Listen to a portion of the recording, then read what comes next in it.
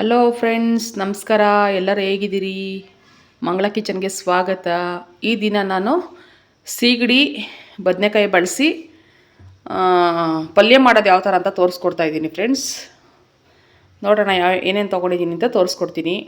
ತುಂಬ ಚೆನ್ನಾಗಿರುತ್ತೆ ಫ್ರೆಂಡ್ಸ್. ರೊಟ್ಟಿಗೆ, ಚಪಾತಿಗೆ ಎಲ್ಲದಕ್ಕೂ ಚೆನ್ನಾಗಿರುತ್ತೆ. ಏನೇನು ಪದಾರ್ಥ ತೊಗೊಂಡಿದ್ದೀನಿ ಅಂತ ನೋಡೋಣ ಬನ್ನಿ. ನೋಡಿ ಫ್ರೆಂಡ್ಸ್, ನಾನು ಮೊದಲನೇದಾಗಿ ಸೀಗಡಿ ತೊಗೊಂಡಿದ್ದೀನಿ. ಎಲ್ಲ ನೀಟ್ ಮಾಡಿ ಇಟ್ಕೊಂಡಿದ್ದೀನಿ. ಒಂದು ಕಪ್ಪಷ್ಟು ತೊಗೊಂಡು ಇಟ್ಕೊಂಡಿದ್ದೀನಿ. ಇದನ್ನು ಹುರ್ಕೊಬೇಕು.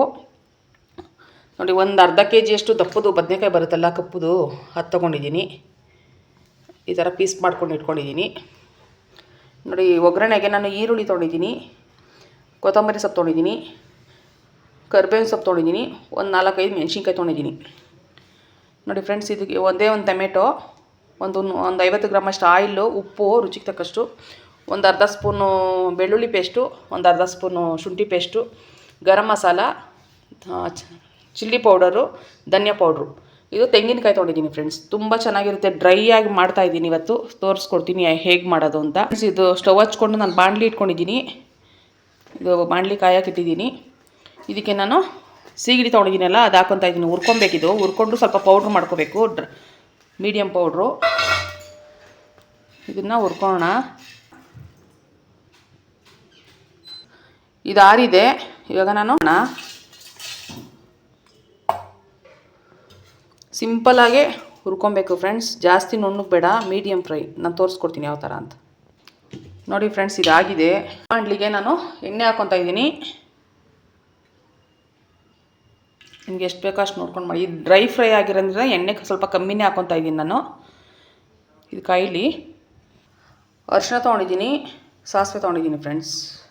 ಎಣ್ಣೆ ಕಾಯ್ದಿದೆ ಫ್ರೆಂಡ್ಸ್. ಇವಾಗ ನಾನು ಜೀರಿಗೆ, ಈ ಸಾಸಿವೆ ಹಾಕ್ಕೊತಾ ಇದ್ದೀನಿ. ಒಂದು ಅರ್ಧ ಸ್ಪೂನ್ ಹಾಕ್ಕೊಳ್ಳಿ. ಇದಾಗಿದೆ ಫ್ರೆಂಡ್ಸ್. ಇದಕ್ಕೆ ನಾನು ಮೆಣಸಿನ್ಕಾಯಿ ಹಾಕ್ಕೊತಾ ಇದ್ದೀನಿ. ಖಾರಕ್ಕೆ ಮೆಣಸಿನ್ಕಾಯಿ ಒಂದೆರಡು ಹಾಕ್ಕೊಂಡಿದ್ದೀನಿ ಅಷ್ಟೇ. ಖಾರ ಪುಡಿ ಹಾಕ್ಕೊಬೇಕಲ್ಲ, ಹಾಗಾಗಿ.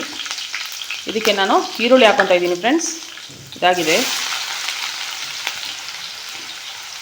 ಒಂದು ಈರುಳ್ಳಿ ತೊಗೊಂಡಿದ್ದೀನಿ ನಾನು.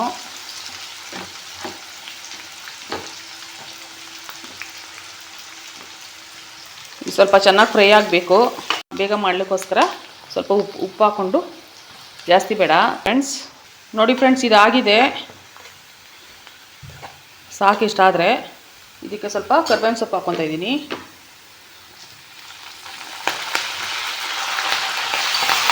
ಬದನೆಕಾಯಿ ತೊಳೆದಿಟ್ಕೊಂಡಿದ್ದೀನಿ. ಒಂದು ಅರ್ಧ ಕೆ ಜಿಯಷ್ಟು ಅಷ್ಟು ಇದ್ದಿದ್ದದು. ಒಂದೇ ಪೀಸು ಅರ್ಧ ಕೆ ಜಿಯಷ್ಟು ತೊಗೊಂಡಿದ್ದೀನಿ. ಒಂದು ಬದನೆಕಾಯಿ ಅದು. ಇದು ಹಾಕ್ಕೊತಾ ಇದ್ದೀನಿ. ಇವಾಗ ನಾನು ಒಂದು ಅರ್ಧ ಸ್ಪೂನಷ್ಟು ಬೆಳ್ಳುಳ್ಳಿ ಪೇಸ್ಟ್ ಹಾಕ್ಕೊತಾ ಇದ್ದೀನಿ. ಹಿಂಗೆ ಓಪನ್ ಮಾಡಿಕೊಂಡು ಇದನ್ನು ಒಂದು 1/4 ಸ್ಪೂನಷ್ಟು ಶುಂಠಿ ಹಾಕ್ಕೊತಾ ಇದ್ದೀನಿ ಫ್ರೆಂಡ್ಸ್. ಯಾಕೆಂದರೆ ಮೊದಲೇ ಹಾಕ್ಕೊಂಡ್ರೆ ಕಹಿ ಆಗಿಬಿಡುತ್ತೆ ಬದನೆಕಾಯಿ. ಹಾಗಾಗಿ ಅದು ಹಾಕ್ಕೊಂಡಾದ್ಮೇಲೆ ಹಾಕ್ಕೊಂಡ್ರೆ ಚೆನ್ನಾಗಿರುತ್ತೆ ಫ್ರೆಂಡ್ಸ್. ಒಂದು 1/4 ಸ್ಪೂನಷ್ಟು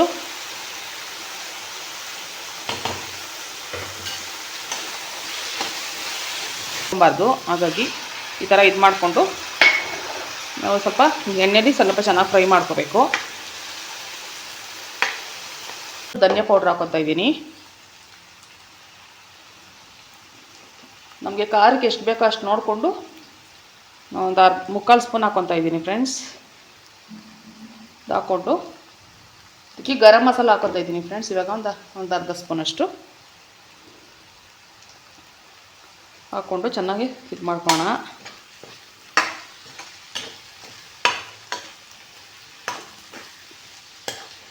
ಇದು ಬದನೆಕಾಯಿ ಎಲ್ಲ ಚೆನ್ನಾಗಿ ಬೆಂದಿದೆ ಫ್ರೆಂಡ್ಸ್. ಇವಾಗ ಏನು ಹಾಕೋ, ಆವಾಗಲೇ ಈರುಳ್ಳಿಗೆ ಹಾಕಿದ್ದೀವಲ್ಲ, ಅದು ನೋಡ್ಕೊಂಡು ಹಾಕ್ಕೊಳ್ಳಿ. ನಾನು ಅರ್ಧ ಕೆ ಜಿ ಆಗಿರೋದನ್ನು ಕಮ್ಮಿ ಹಾಕ್ಕೊತಾ ಇದ್ದೀನಿ. ಯಾವತ್ತೂ ಅಡುಗೆಗೆ ಉಪ್ಪು ಕಮ್ಮಿ ಹಾಕಿದ್ರೆ ಒಳ್ಳೆಯದು. ನಿಮಗೆ ಪ್ರತಿ ಸಾಲಿನೂ ನಾನು ಹೇಳ್ತೀನಿ. ಹಾಗಾಗಿ ಇದಾಗಿದೆ ಫ್ರೆಂಡ್ಸ್. ನೋಡಿ, ಇದನ್ನು ಪೌಡ್ರ್ ಮಾಡಿ ಇಟ್ಕೊಂಡಿದ್ದೀನಲ್ಲ, ಡ್ರೈ ಆಗಿ ದಪ್ಪ ಹೊಡೆದಿಟ್ಕೊಂಡಿದ್ದೀನಿ ಮಿಕ್ಸಿಲಿ. ಈ ಥರ ಇದನ್ನು ಹಾಕ್ಕೊಳ್ಳಿ.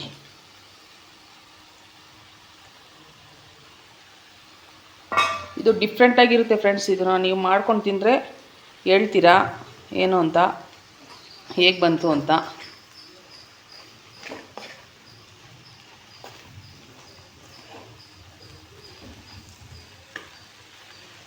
ನೋಡಿ ಫ್ರೆಂಡ್ಸ್, ಇದು ರೆಡಿ ಆಯಿತು. ನೋಡಿ ಇಷ್ಟು ಡ್ರೈ ಆಗಿ ಬಂದಿದೆ. ನೋಡಿ ಇದಕ್ಕೆ ನಾನು ತೆಂಗಿನಕಾಯಿ ತುರಿದಿಟ್ಕೊಂಡಿದ್ದೀನಲ್ಲ, ಅದು ಹಾಕ್ಕೊತಾ ಇದ್ದೀನಿ ಫ್ರೆಂಡ್ಸ್. ನೋಡಿ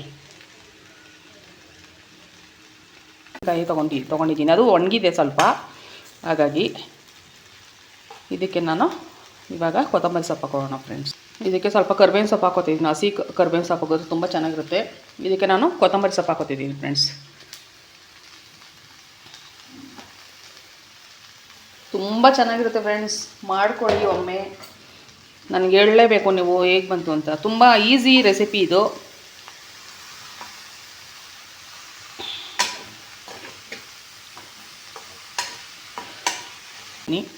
ನೋಡಿ ರೊಟ್ಟಿಗೆಲ್ಲ ರೆಡಿ ಮಾಡಿ ಇಟ್ಕೊಂಡಿದ್ದೀನಿ. ಎಲ್ಲ ಅಕ್ಕಿ ಹಿಟ್ಟು ಎಲ್ಲ ಹಾಕಿ ಸೌತೆಕಾಯಿ ಬಳಸಿ ಮಾಡ್ತಾರಂಥದ್ದು ಇದು. ಏನಾರ ಈ ರೆಸಿಪಿ ಬೇಕು ಅಂದರೆ ನನಗೆ ಕಮೆಂಟ್ ಬಾಕ್ಸಲ್ಲಿ ಮೆಸೇಜ್ ಮಾಡಿ. ಒಂದು 2 ನಿಮಿಷ ಮುಚ್ಚೋಣ ಫ್ರೆಂಡ್ಸ್. ರೆಡಿ ಆಯಿತು. ಸ್ಟವ್ ಆಫ್ ಮಾಡ್ಕೊತಿದ್ದೀನಿ ನಾನು. ನೋಡಿ ಎಷ್ಟು ಡ್ರೈ ಆಗಿ ಬಂದಿದೆ. ನೀವು ಒಮ್ಮೆ ಮನೇಲಿ ಮಾಡಿಕೊಂಡು ಹೇಗೆ ಬಂತು ಅಂತ ನನಗೆ ಕಮೆಂಟ್ ಬಾಕ್ಸಲ್ಲಿ ಕಮೆಂಟ್ ಮಾಡಿ ತಿಳಿಸಿ. ಸಬ್ಸ್ಕ್ರೈಬ್ ಮಾಡ್ಕೊಳ್ಳಿ ಫ್ರೆಂಡ್ಸ್ ಎಲ್ಲರೂ. ನೋಡಿ ಫ್ರೆಂಡ್ಸ್, ಇದು ರೆಡಿ ಆಯಿತು. ಬದನೆಕಾಯಿ ಮತ್ತು ಸೀಗಡಿ ಪಲ್ಯ ರೆಡಿ ಮಾಡಿಟ್ಟಿದ್ದೀನಿ. ರೊಟ್ಟಿ ಜೊತೆ ತಿಂತಾಯಿದ್ರೆ ತುಂಬ ಟೇಸ್ಟಿಯಾಗಿದೆ. ನೀವು ಮನೇಲಿ ಮಾಡಿಕೊಂಡು ಹೇಗೆ ಬಂತು ಅಂತ ನನಗೆ ಕಮೆಂಟ್ ಬಾಕ್ಸಲ್ಲಿ ಮೆಸೇಜ್ ಮಾಡಿ ಫ್ರೆಂಡ್ಸ್. ಓಕೆ, ನೆಕ್ಸ್ಟ್ ವೀಡಿಯೋದಲ್ಲಿ ಸಿಗೋಣ. ಓಕೆ, ಬಾಯ್.